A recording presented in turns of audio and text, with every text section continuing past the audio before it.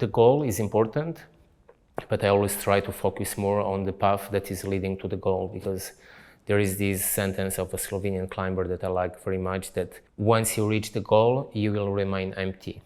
But if you carry the goal always inside you and just follow the path, you will be able to do it forever. Like, you will not find this emptiness, because as you said, like, you go to the mountains, there is nothing. This is Common Sense Generation. Common Sense Generation.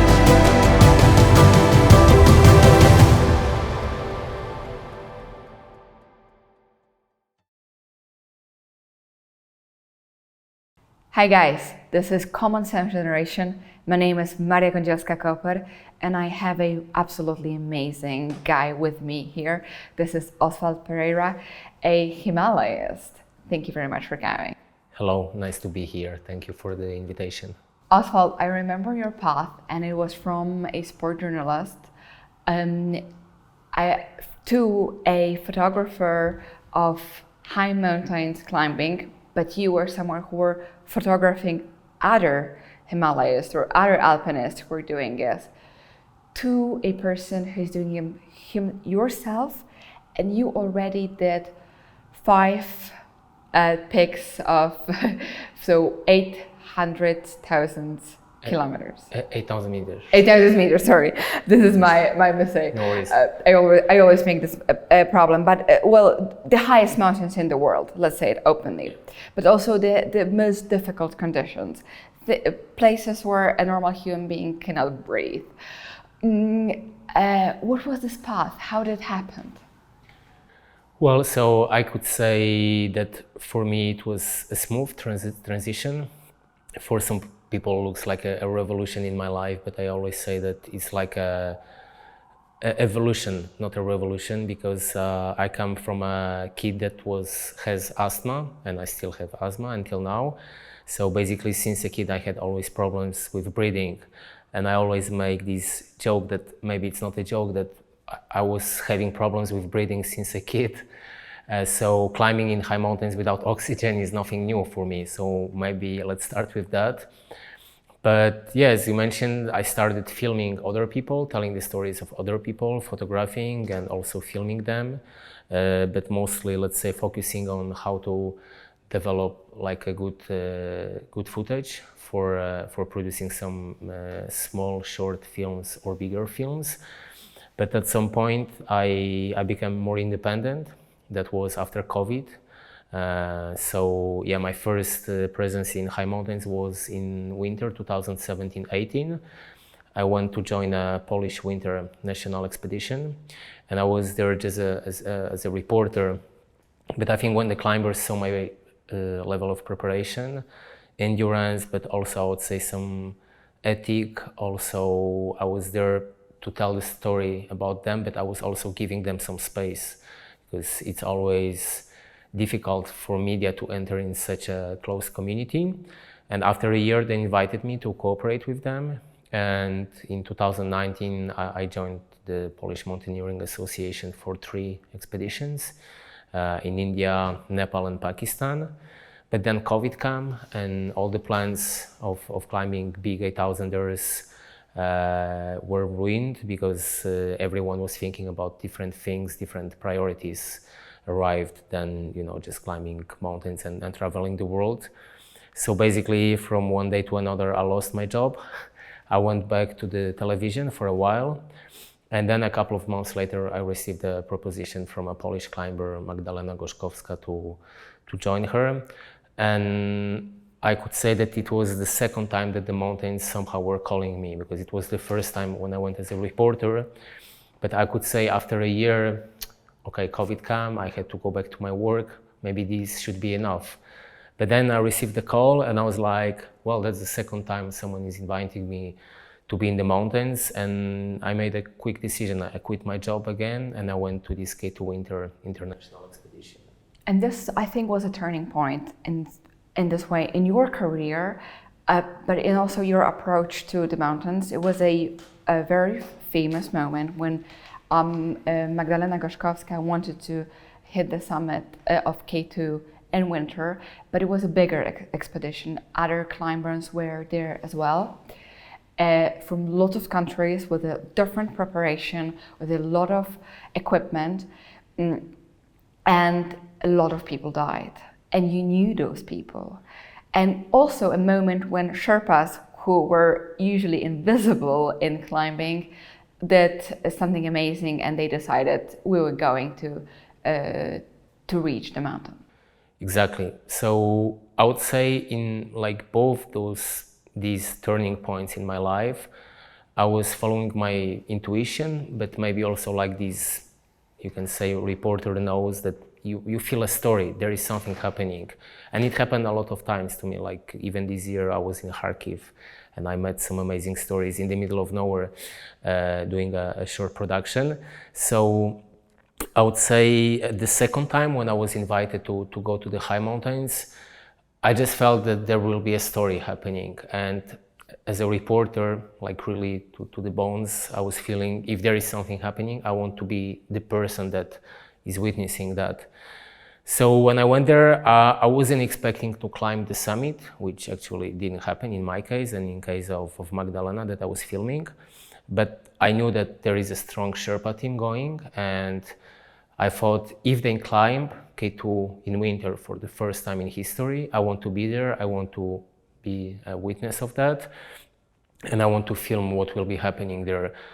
So let's say I just took the chance and I went there, but I wasn't expecting to see death in the mountains for the first time. I mean, you always hear about like people dying in Himalayas or smaller peaks or Alps, etc. But even if you read this in the books and you start climbing, you always think like this will happen not to me. Like I'm safe, I want to go back.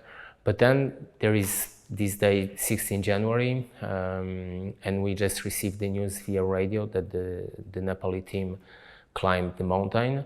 And some minutes later, a friend of mine, I met him on the expedition, Sergi Mingote from Spain, from Barcelona. He fell in front of me, 670 meters. And at the beginning, it was quite abstract because I thought it was a stone falling down. And I wanted to film a stone falling down because there were like all the time like big rocks or stones falling down. And one of those stones hurt a Sherpa before, so I thought if I see a big stone falling down, I'll film it. So I just reached immediately to my pocket to take the camera out, and I just turned to film, and it was a person falling down, not a stone. Wow. So yeah, by accident, basically, I filmed like a person just falling and dying in front of me. But on the first seconds, I thought it was an Italian climber because he had some problems before, and I stayed with him for a while, like offered him some tea, some food. But, and I thought, wow, it will be a miracle because I have a film of a person falling down, but this person will survive for sure. And I was like, I'll show the footage in a while. But when I descended and I saw this guy, and then I realized it's Sergi Mingote from Spain, and I saw how badly injured he was, I understood that even though he was still alive, like giving sounds in agony, I understood from the position of his body and the injuries he had that I will not describe, but that he was just dead basically.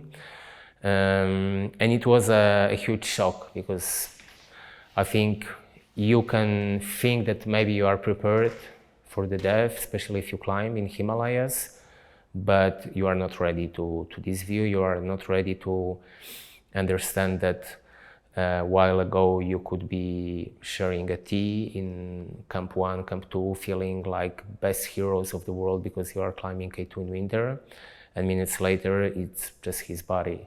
And then you think about his family that is at home and someone has to call them and tell the news. So all of this was a huge shock. And yeah, it was an important lesson. For a while I thought everyone will go home and we'll just quit the expedition. But no, everyone said, like especially more experienced climbers than me, that if you died, would it matter for you if the other climbers continue? Like basically, maybe it's brutal, but you wouldn't care, you are dead anyway. So it doesn't make a difference if other climbers go home. It's just a lesson for them to be more careful and to reconsider if they are really ready to climb that mountain. And the events of the next week shown that even more people died. It is a very strange decisions which you have to do, but fighting with your own pride, I guess, but also with the huge hopes that make you make certain decisions. I can't imagine being there, but as I was preparing even to talk with you, or I was reading about also very famous Polish climbers who we have this tradition that sometimes you just need to say no or to stop, and this is the element of the intuition, as you said, that you don't attack the peak, or sometimes you do attack the peak. Well, I would say, yeah, you have somehow to follow your intuition, because as you said at the very beginning, like we are in places that no human should be. It's like called death zone, because you are above 8,000 meters where oxygen, well, basically there is a lack of oxygen. So basically a human being shouldn't even be there, and you are there. So basically at the beginning you are in a place you don't belong. Second point is, when you climb, the higher you go, the less oxygen comes to your brain. So basically you start behaving like a little crazy person or like a drunk person, so your decisions are not rational. So I would say somehow rationality stops, maybe not at home, but in base camp, because that's, let's say, the altitude around 5,000 meters that you still like can recover, process, prepare. It's like your home. But the higher you get, the less rational you become. And on the other 8,000 meters that I was climbing, I mean, there is always a moment when you think, am I on time to reach the summit and come down safely?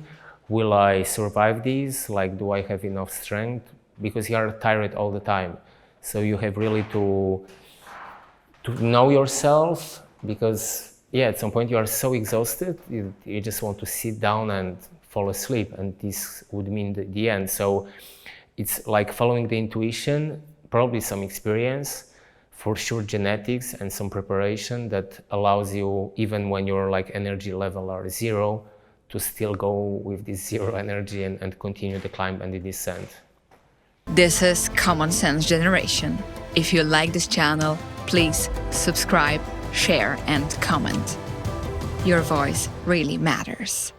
How all this path, this journey, which you went through to be there where you are right now, so from someone who was a huge enthusiast of sports, someone who had, I remember you were climbing already in a great way, preparing in Warsaw, but it's still climbing for fun on even very high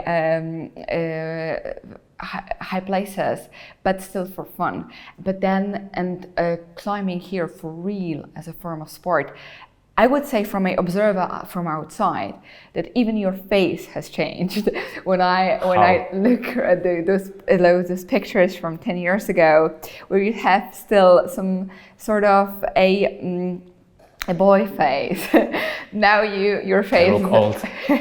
Maybe not old, but someone mature. Definitely, and this matureness comes in because and this needed to be a change for you, and also in a way of spiritual. Because what do you find there? Those mountains are empty.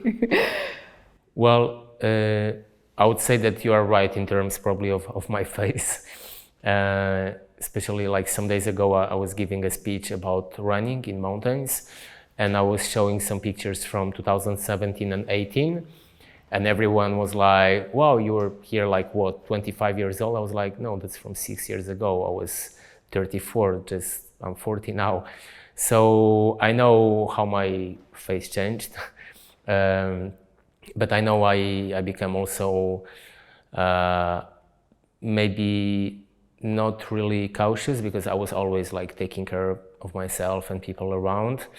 But for sure I understood strongly the value of life, like the value of everything you do every day, like what are the odds that you can die in a flash, and you will not even be aware that what happened, because you can get hit by a rock, you can die in an avalanche, you can fall down because you did a mistake, you can freeze to death, but you can get hit by a car. And so maybe I started thinking more about like what's happening with me, well, what I'm doing in life, but not in a way to change my life now because I got a second chance or something, but more, I would say, making sure that what I'm doing is the right thing. So I wouldn't say I changed my life, I just got assured that the way I acted until now, like... It's your path. Yes, from one point, like taking advantage of life, like enjoying it, doing something good for myself, developing myself, but also being aware of like what can I do of good for other people, and I still try to make it. But I would say in the high mountains somehow, for sure, like the goal is important, but I always try to focus more on the path that is leading to the goal, because there is this sentence of a Slovenian climber that I like very much, that once you reach the goal, you will remain empty. But if you carry the goal always inside you and just follow the path, you will be able to do it forever. Like you will not find this emptiness, because as you said, like you go to the mountains, there is nothing. But at some point, I think you can find peace. Even in all these, exhaustion, in all these dramatic events. Of course, it's important to have life as well at sea level, not just in the mountains, not to be addicted to that adrenaline, this feeling. Because I think it's on one hand a similar situation as a war zone, and a similar experience with a journalist in a war zone experience, that if they go through it, then they start to be used to adrenaline, but they have this meaning that they are doing is important, more important than what you do in a normal circumstances. So because this is being on the edge, you are on the edge at war zone, but you are on the edge in the Himalayas, Somehow yes, but I would say if you are on the war zone as a volunteer or as a journalist, somehow you serve other people. But when you go to the mountains, you don't serve anyone. Like it's not a mission that brings like happiness to other people. So it's a paradox, because from one hand you are seen as like a superhuman climbing those 8,000 stairs, coming in one piece, etc.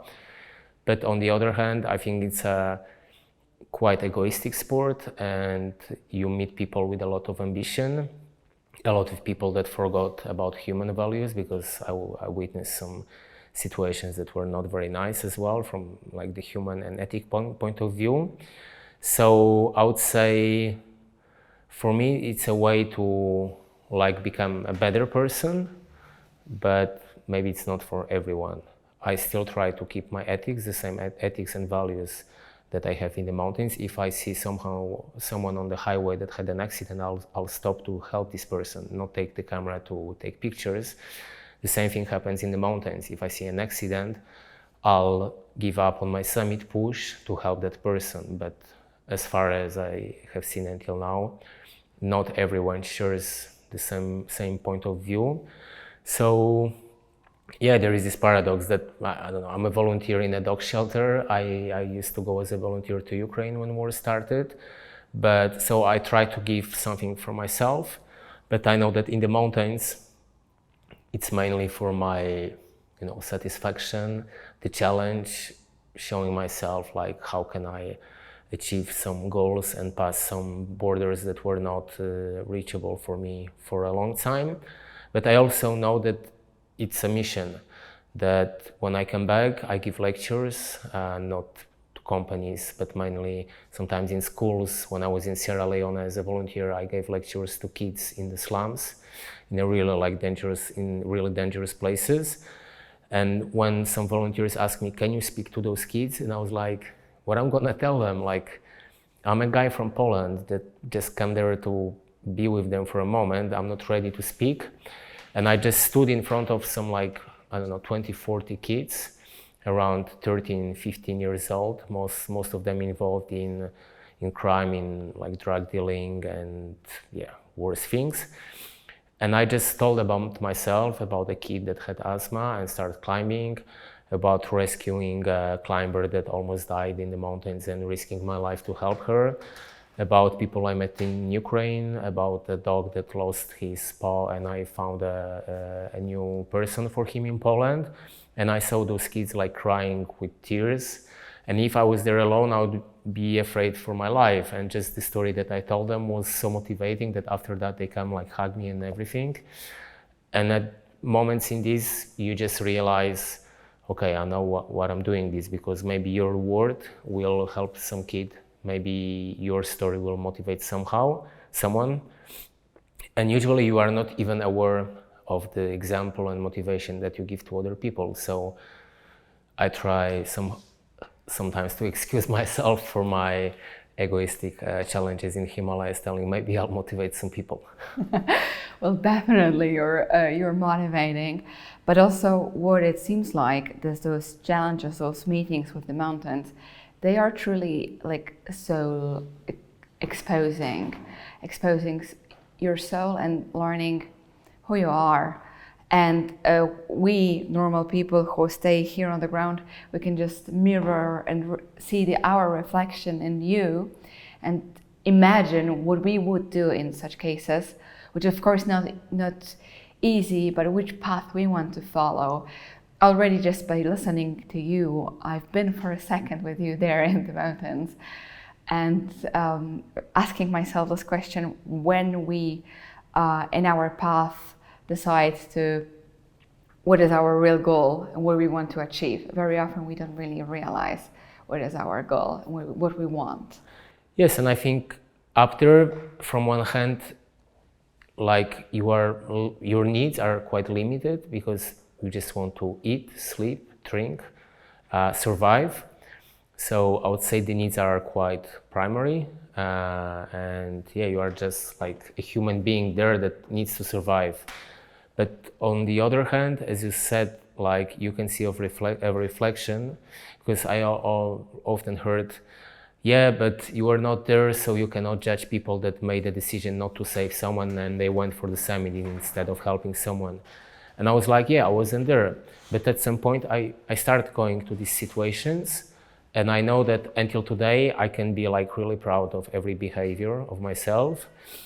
The fact that I was the same, like honest and truth-telling, and from the ethical point of view, the same person that I'm here. I never changed, despite like the harsh circumstances and all these successes and everything.